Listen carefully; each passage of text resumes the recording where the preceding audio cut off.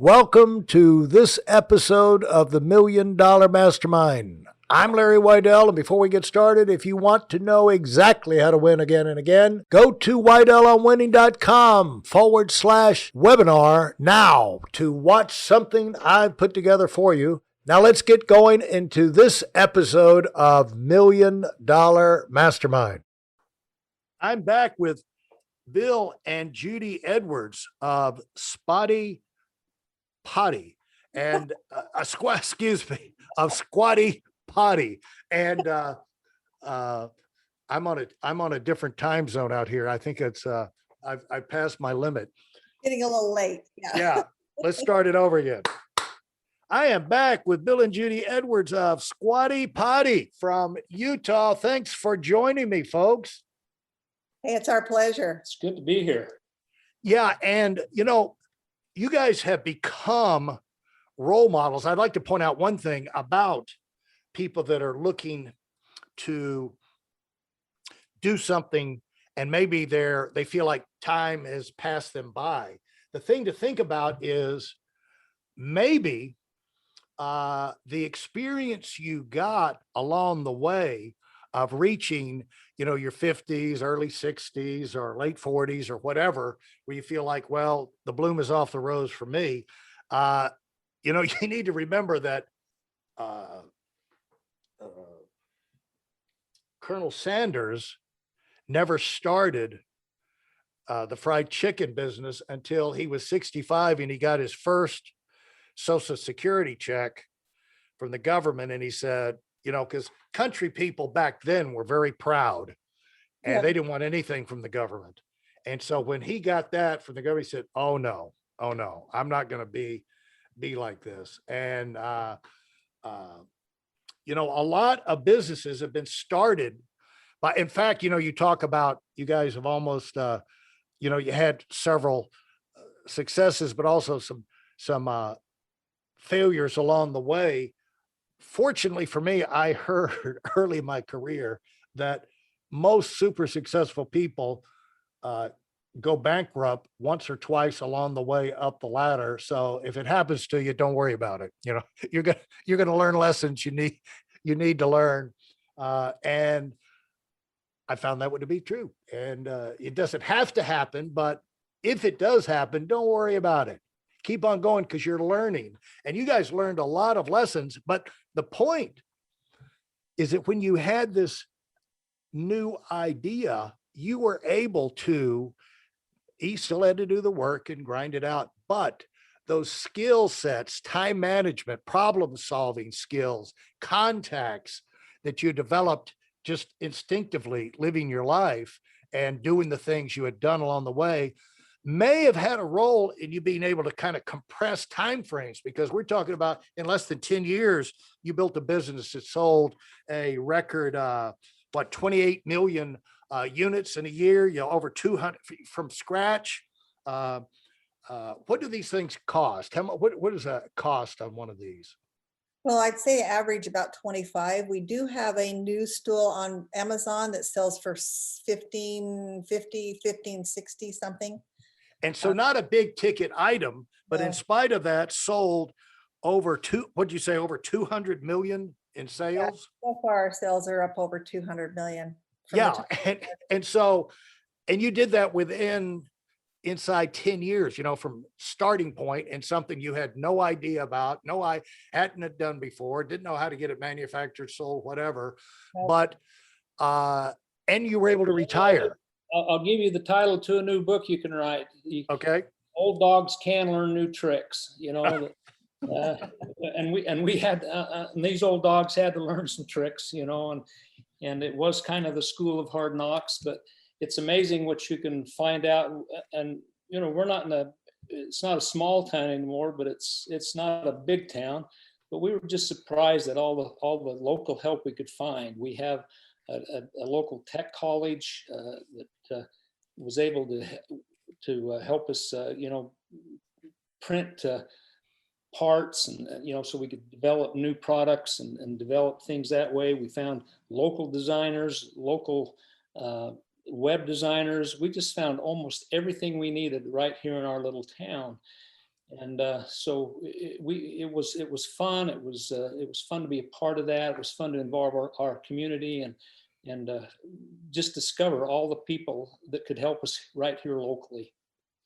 And, you know, you knew how to go look for them. You knew how to find them. You knew how to tell them what to do to get them engaged quickly. And you mushroomed this thing up very, very quickly. And you were able still to move on down the road and retire. And now you've got a lot of people that you said you're in your third year of retirement.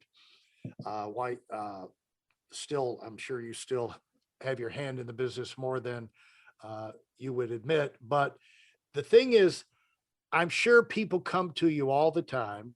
Again, we talked about the children, the grandchildren, and I'm sure they're getting up and getting independent and going out on their way. But I'm sure people are coming to you for advice quite frequently. So what are the things that you feel like can give people that are starting out in life or starting a new business or coming back from maybe a failure? What are some things, you know, 1, 2, 3 that you feel like would be really difference makers and give them a winning edge? You know, I don't know. I guess, you know, we kind of talked about these a little bit before, but I think, you know, the first thing is just don't give up. You know, keep your ear to the ground. You never know quite where a good idea is going to come from. Once you decide you want to try something, do a little homework. You know, check the pluses and minuses, and make sure you're willing to do what you think it's going to take to be successful, and then don't overthink it. Just do it. You know, that what is that Nike that says just do it? I think Right. that's great. Great advice. Well, I think too, that's another senior moment. I think if you just follow your gut, a lot of times in your gut, you have a feeling that this may not work. The three of us worked together, and we found out through working together that if all three of us agreed, it was usually great. It worked out terrific for us. But if one person wanted to do it and the other two didn't agree, and that person went ahead and did it, it didn't usually work out. So, you know, if you put three of us together and we all felt really good about it, it usually was successful. That Now- was the thing that we learned. I think a good example of that, Yep. Larry, is perhaps you've seen our little unicorn video. Uh-huh. Yeah. This was, again, these are local people that we found here in Utah. They're called the Harmon Brothers. And we had seen their products, some of their videos and some of their advertisements early on. And one way or another, we'd tried contacting them. And either they were under contract to work exclusively for somebody else, or We couldn't afford we them. couldn't afford them. They quoted us a price, and we thought, oh my gosh, we can't afford that. But then, fortunately, just shortly after Shark Tank, you know, we reached out to them again, and the timing was right. We had a little bit of money, and they had a little bit of time, and we were able to get together, and we went and met with them, and they presented this idea of a pooping unicorn. They presented three different options for this video. 3 different options, and he says, now I'm not going to tell you what to do, but he says my feeling would be to go with the unicorn. And you know, us being a little bit older, and we thought, oh my word, I don't know. But Judy and I and Bobby talked it all over, and you know, as Judy mentioned, you know, we all thought, you know, let's go for it. And the minute they'd written some scripts and a few things, and as soon as they read that script, we were laughing so hard we could hardly film it. We were trying to film it so we could take it home and make some decisions, and but all of us just thought, yeah, you know, we'll trust our instincts and go with it. And that little video has had literally hundreds of millions of views now. And It just- increased our business by, even after Shark Tank, increased our business by 600%. Wow, 600%. Yeah. Mhm. And go Even ahead. the stores saw that as well, that increase. What was that? The I stores haven't- even saw that increase with the video. They had more demand. Retail, it really helped our retail as well. Now, talk to me about, uh, you say you had a little bit of money and a little bit of time, and how did you, in the beginning, it's a matter of, it cost $500 to get these 3 stools overnight to New York. You just got to find the money, and, but at some point you've got to put some financial controls in place and try and get things organized. How did you go about doing that? Hey, listen, there's a lot of information online, but there aren't a lot of people who've actually done something. In my case, I've actually built a successful business that's accrued over $5 billion in assets under management and has done well even during trying times. Now, if you want to know exactly how I've done this, go to whitelmwinning.com/webinar now. I've compressed a decade of learning into 5 short weeks just for those of you who want to give yourself an incredible advantage and are tired of waiting and watching others move up. Well, and another thing I was going to say, one thing I feel like that we were pretty good at from the beginning is we were good at realizing what we didn't know, what we didn't know. We were good at realizing that we know some things, but we don't know all things. And we were smart enough to reach out to those people who knew a lot more than us. One of our first hires was an accountant. A CPA. Yeah, CPA. And we We weren't even drawing any money yet, Yeah. and we paid him $70,000. He That's was what- our first hire. That's what I was going to say. We weren't even paying ourselves a wage, and we realized we needed a good bookkeeper. But when your company's growing and you may possibly need a bank loan or you get a big inventory, you financially, you have to have everything correct, or you can die in the water. Now, how did you know he was the right fit for you and he was going to be it's not, the way you got to look at these things is not what it's going to cost you, it's what it's going to cost you if you don't get them. And it's not what they're going to cost you, it's how much money they're going to make you. And so how long did it take you to realize this was a smart move? This was a smart move. And also this is the right person.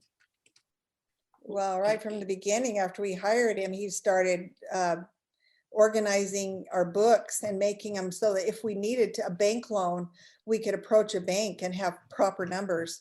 He knew how to do all that. I didn't know how to do that. My husband didn't know how to do that. He came highly recommended. Yeah. And we interviewed a couple of people, but we just, again, all of us thought, wow, we sure like Devin, and it was a great hire. Yeah, because people are wondering about hiring people, but when you're hiring people, they should be able to make some kind of immediate impact. They should, because they're there, they should make things better. I mean, to me, I look at the job of an employee as make my life better, make things better for us some way. Otherwise, we don't need you in here. And as you went through, what was your next hire that you went through?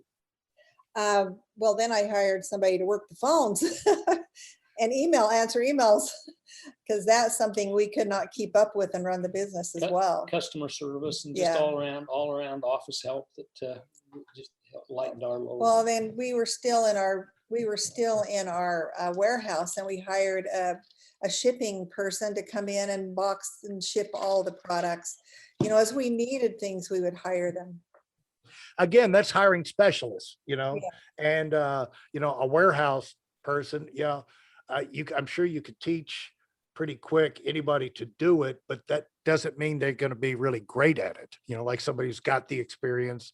And go ahead. We hired a Jose to come and help us start. He was to come and help us assemble the wooden stools and package the plastic stools. And one of the things that troubled us the most when we decided to go to a fulfillment company is we might have to lay Jose off. He'd been a Yeah. very, very He good was employee. he is just so good. Absolutely. And Yeah. and Devin, our accountant, come up with the idea that maybe he could be a bookkeeper. And sure enough, we'd found out, we didn't even know this, that Jose had had a couple of years of bookkeeping experience. And so we put Jose with Devin, and he's still there with us. And Yeah, he's so, still there to this day. yeah. Yeah, good people can do a lot of things, you know. They can. And boy, if you have a good person, you want to take care of them. Yeah, they're priceless because They when are. it had to be fun for you to get this thing up to where you had lots of people involved, lots of moving parts. It's kind of like you're in a game, or you got this machine running, and lots of productive things are getting going. It's just a good feeling when you get product moving through and your business really running at a high level. And what did you notice about that experience? I have to think about that. Yeah, I'm not sure how to answer that. I just, You know what? I feel so grateful because I really think that we have been, what you give out comes back. Yeah. And if you're honest and kind and generous and thoughtful of others, you are going to receive that back. And we have received that back tenfold with those people we work with. And so, I just think that just having integrity, being kind, a lot of those things mean a lot when you're running a business. And the impact the success of your business has had on your family, describe that. What have you noticed about that? Seeing you be successful, seeing you as role models, seeing you break records. What kind of, has that changed the mentality or had an effect in a positive way on, the generations, the kids, the grandkids, and so on? The others are probably too young to notice, but well, we hope so. Yeah, we hope so. We've tried to be good examples and tried to love our family, whether we have money or not. It's we've sure tried to be a good example for our family, and we hope that we can leave something to them more than money, more valuable than money. absolutely. And one thing you can be sure of, you always have more eyes on you than you're aware of.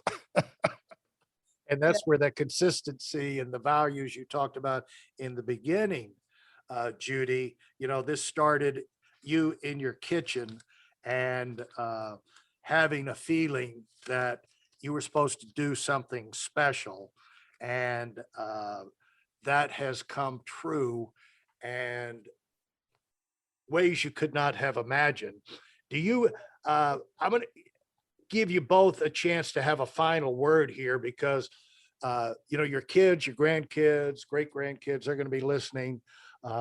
People around the country who know you, who have your products, are going to be listening to this and learning from it.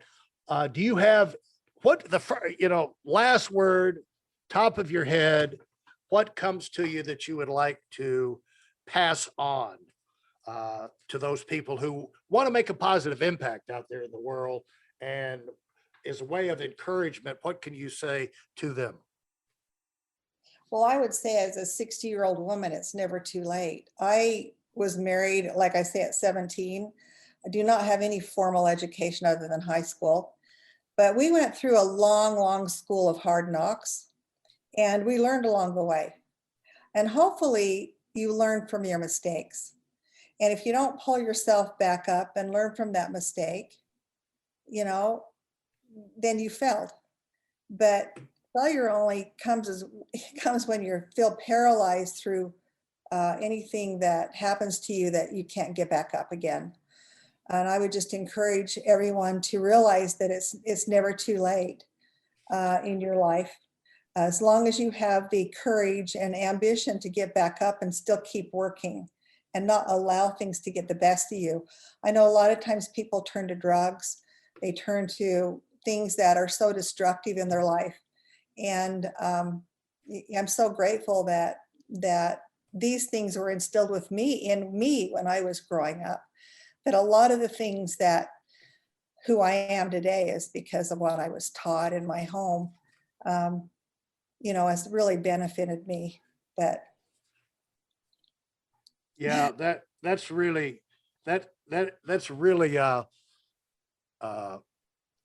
more valuable than it might have sounded to you.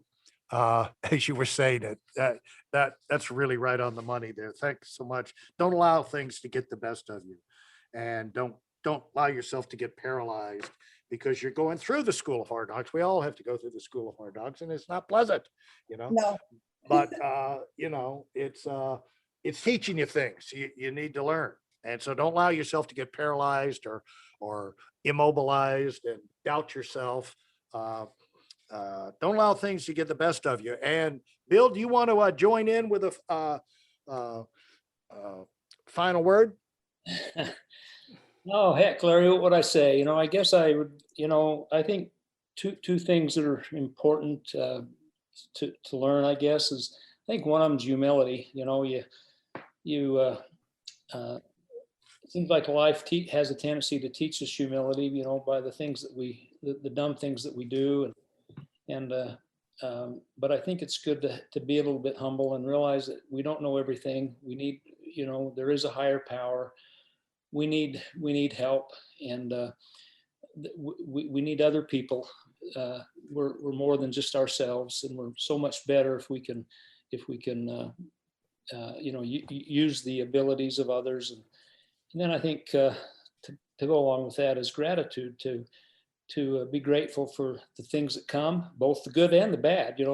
Usually it's the bad things that are our best teachers, and so those are the things that we want to dismiss and avoid. But it's those mistakes and those hardships that really teach us the most. And so to be grateful for all things, and then do have, you need some self-confidence and some belief in yourself, and stumble forward. Absolutely. Keep moving. Don't let, when you stop, nothing good can happen. If you keep those feet, those forward motion, great things can happen to you. So thanks so much. Great, priceless insight from people who know what they're talking about because they have lived it and they've used it to do something that's made a huge impact around the country and will for generations to come. So thanks, y'all. Thank you so much, and look forward to having a chance to talk again somewhere down the road. Okay. Yes, thank you. It's been a pleasure. Just remember, Larry, that friends don't let friends sit on the toilet with their feet on the floor. If you enjoyed what you've heard and are dead serious about finding out for yourself exactly how this works in the real world, I've taken the most valuable business lessons I've learned over 40 years and put them into something for you to watch. Go to whiteelementing.com/webinar now in order to move up as fast as possible. I'm Larry Weidel, and I run the $1 Million Mastermind. Go, go, go.